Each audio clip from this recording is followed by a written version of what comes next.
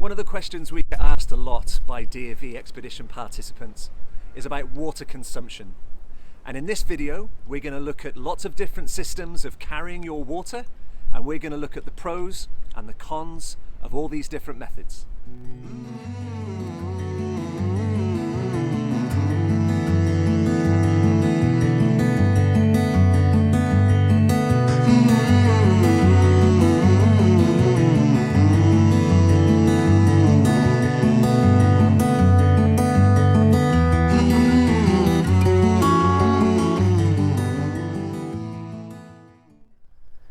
You will be required to carry a minimum of 2 litres of water per day.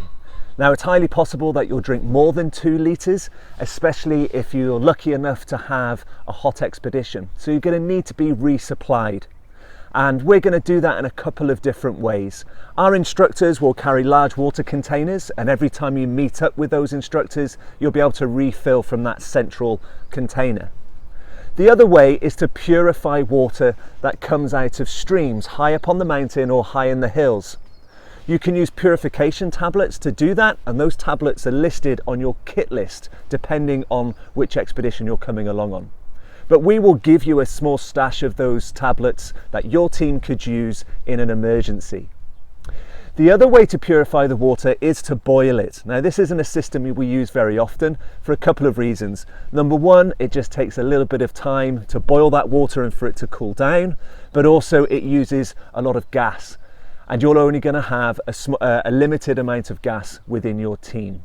But we'll teach you about all those different systems when you come along on your expedition. Now, how do we carry those 2 litres of water? So you could go to a regular shop and buy plastic bottles like this. Now, if money is tight, then this could be an option for you, but it's not a system that we recommend just from an environmental point of view and single-use plastic.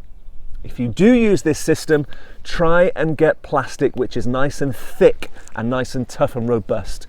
Like this one just here, it's very, very thin. This is likely to split when it's in your bag, and then all of that water is in your clothes and on your sleeping bag and within your food. Also think about the size. You need to be carrying 2 litres of water. We would recommend 2 1-litre bottles instead of lots of small ones or one big one. Imagine if this one was to split, you then have no other way of carrying water. You could just use a regular sports bottle like this one.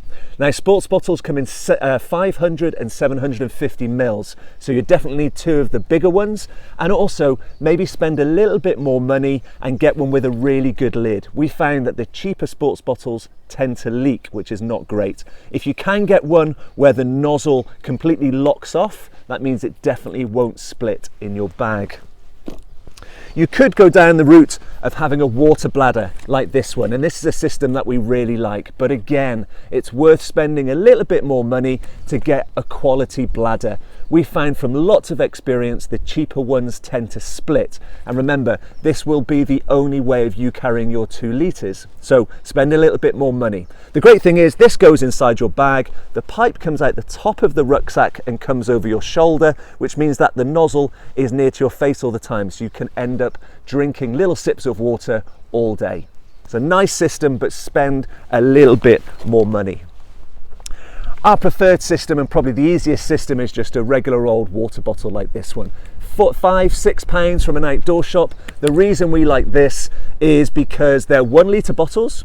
They're really, really tough, which means they're not going to break. And also, a lot of them will have measurements on the outside of the bottle. So when you're in camp and you need to cook at night, you can measure out a specific amount of water for your food. So you can use this like a measuring jug. One of these bottles will go on the inside of your rucksack. The other one in the outside pocket on your rucksack, so you've got easy access to it all the time when you need it. Staying hydrated on your DofE expedition is incredibly important, and you're going to need to monitor how much you drink during your day to make sure that you stay hydrated. The more water you can take on, the healthier you will be, the more energy you will have, and that increases the likelihood of you being able to complete your expedition in absolute style.